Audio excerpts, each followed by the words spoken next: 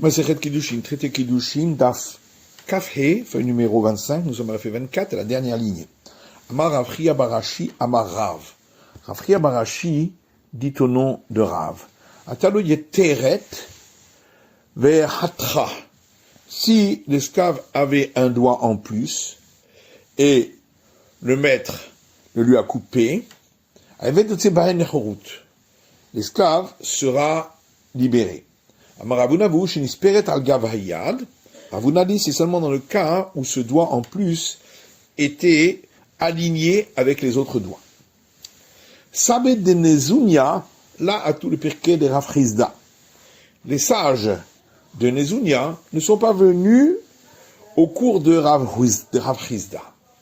Amar le Rav Hamnuna zil tzana'inhu. Il a dit à Rav Hamnuna, va et mets-les en excommunication. Azal, Amar le Humayta Malatu Rabbanan le Pirka. Il est allé, il leur a dit pourquoi les sages ne sont-ils pas venus au cours. Amroulé, Amainete. Ils ont dit, mais pourquoi devrions-nous venir? Des Baina Minemilta, Vela Pachatlan, nous lui avions demandé une question et il ne nous a pas répondu.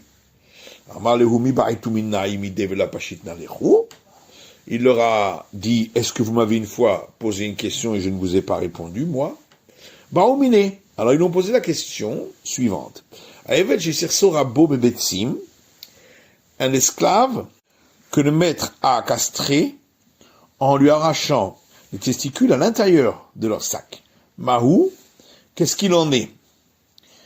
Est-ce que c'est considéré comme un défaut visible, puisque les sacs sont visibles, holo, ou non, parce qu'à l'intérieur du sac.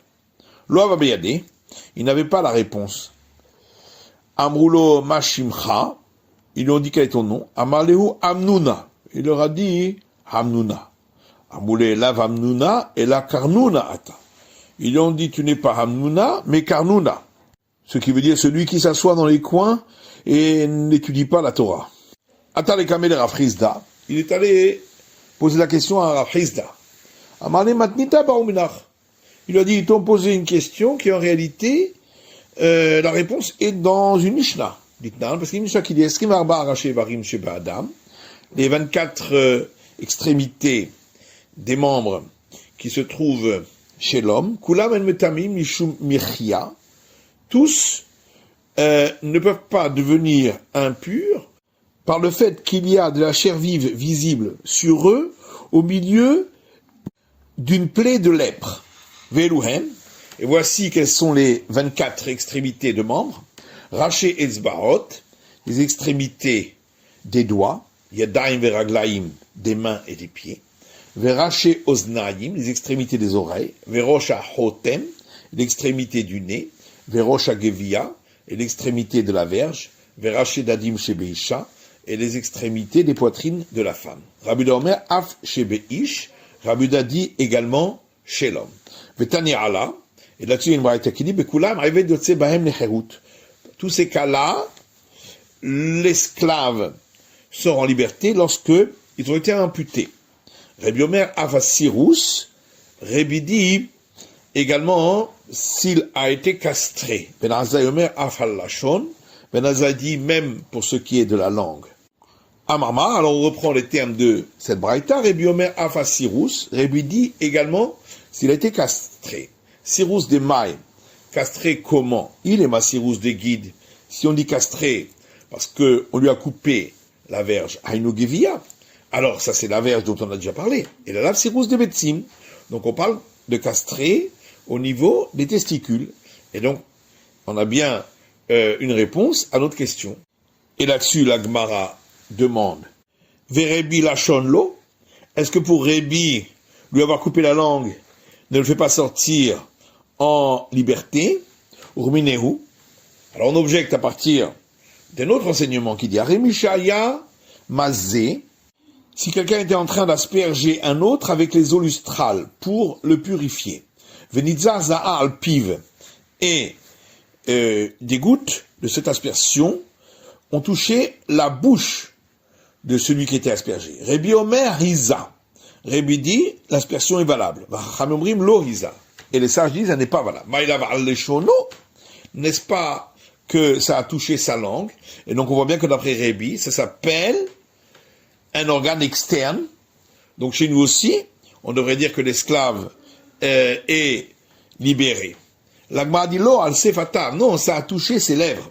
Al sefata pshita. L'Agma dit mais si ça a touché ses lèvres, c'est évident puisque c'est une partie externe. Non, on aurait pu croire, il peut arriver parfois qu'il serre les lèvres et donc ça se retrouve à l'intérieur et c'est couvert. Comme je parle là, c'est pourquoi on vient m'apprendre que non. Et la Gemara demande, mais voilà que dans une braïta c'est écrit sur sa langue. Une autre braïta qui dit que si la majorité de la langue a été coupée, Rebi Omer Rov Amedaber Shibilshono, et Rebi dit la majorité de la partie de la langue qui sert à parler, c'est-à-dire la partie qui peut se mouvoir, c'est considéré comme un défaut concernant le premier-né animal qui ne pourra pas être offert en sacrifice. Donc on voit bien de là que la langue est considérée comme un organe visible, selon Rebi. Et là, en vérité, il faut dire ainsi. Rebi Omer Sirou, selon Mibaria Lachon. Rebi dit, le fait qu'il ait été castré le fait sortir en liberté, et à plus forte raison, si on lui a coupé la langue, Ben Azai Omer Lachon. Ben Azai dit non seulement la langue, Abal Sirou, mais pas la castration.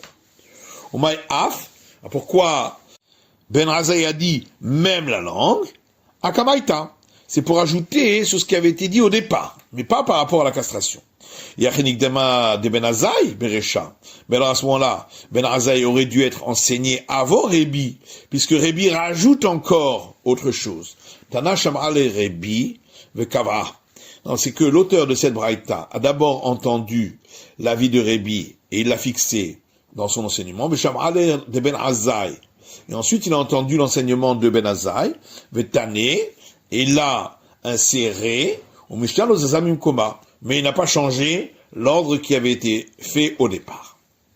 Amarula kol modi belashon inyan tuma de galui hu etzel hasheretz. On a dit tout le monde est d'accord concernant la langue pour le fait de pouvoir devenir impur, que c'est considéré comme un organe visible concernant si ça a été touché par un des reptiles morts qui rendent impur. Maïtama, pourquoi? Parce qu'il est écrit dans Lévitique Achayi Garbo, qui le touchera.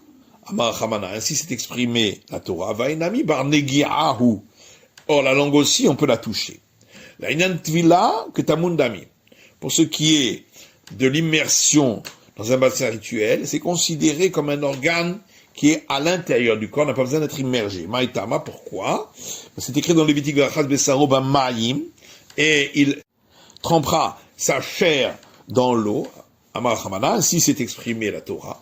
Ma Besaro Mavraï, de la manière que la chair dont on parle ici, c'est à l'endroit de la peau, donc c'est à l'extérieur, c'est une partie externe. Afkol Mavraï, on inclut tout ce qui est externe et qui est visible à l'extérieur. Toute la discussion pour la langue, c'est uniquement concernant l'aspersion des eaux lustrales. Rebi Medamela Letum'a.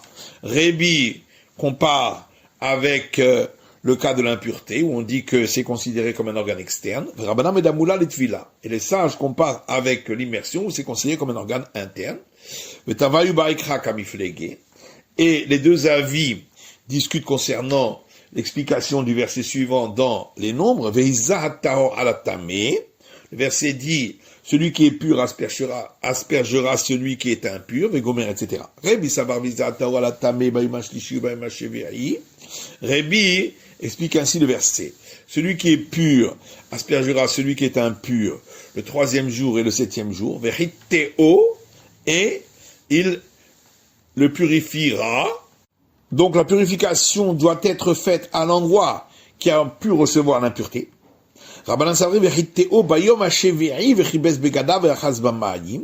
Les sages, eux, déduisent de la suite du verset. Et il le purifiera le 7e jour, et il immergera ses vêtements, et il s'immergera dans l'eau.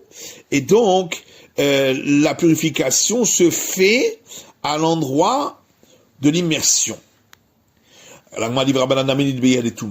Pourquoi les sages n'ont pas voulu faire le lien avec l'endroit qui reçoit l'impureté? Parce que eux considèrent que la purification, on la prend de l'autre purification, donc de l'immersion.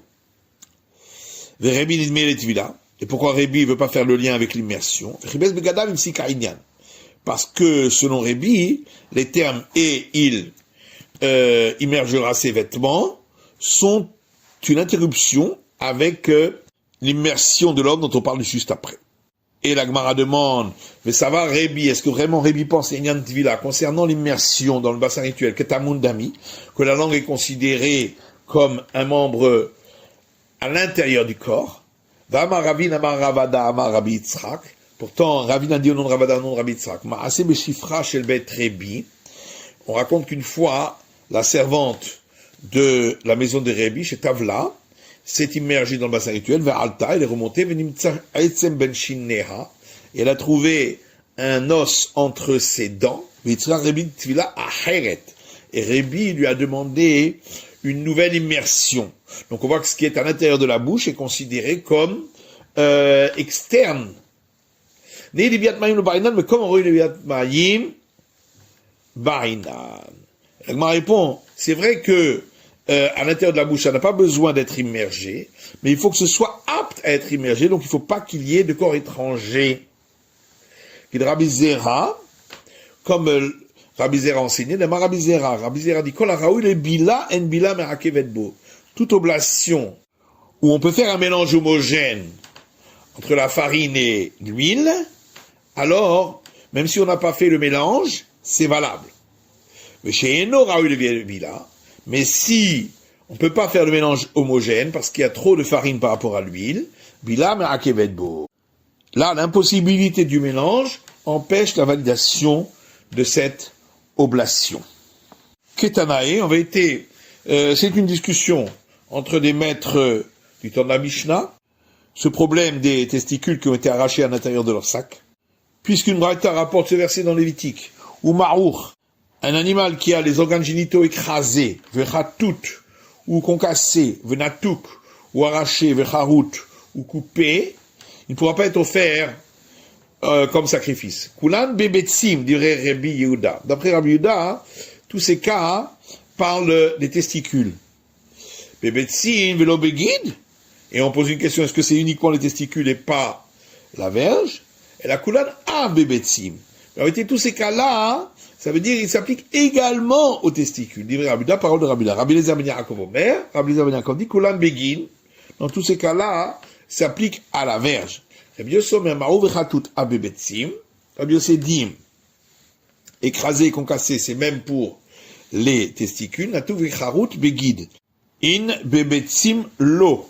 Par contre, arraché et coupé, c'est uniquement pour la verge et pas pour les testicules. Donc il y a bien une discussion entre les maîtres du temps de la Mishnah à ce sujet. Maintenant, il Mishnah suivante. Bemagasa niklit bimesira. Un animal de gros bétail peut être acquis lorsque celui qui fait acquérir le transmet à celui qui l'acquiert. Ve'adaka, et du petit bétail, be'akbaha, en le soulevant. Divrei Rabbi Meir, ça c'est les paroles de Rabbi Meir. De Rabbi Eliezer et de Rabbi Eliezer. V'chachamim omrim, et les sages disent, be'madaka niklit bimeshicha. Les sages disent que l'animal du petit bétail est acquis en le tirant vers son domaine. Gemara. Darash Rav bekim chunia. Rav a enseigné à Kim Chunia, bemagasa niklit bemeshicha, qu'un animal de gros bétail peut être acquis en le tirant. Ashkechin hu Shmuel le talmidav de Rav. Shmuel a rencontré les disciples de Rav. Amarlu, il leur a dit, Miyamara bemagasa niklit bemeshicha.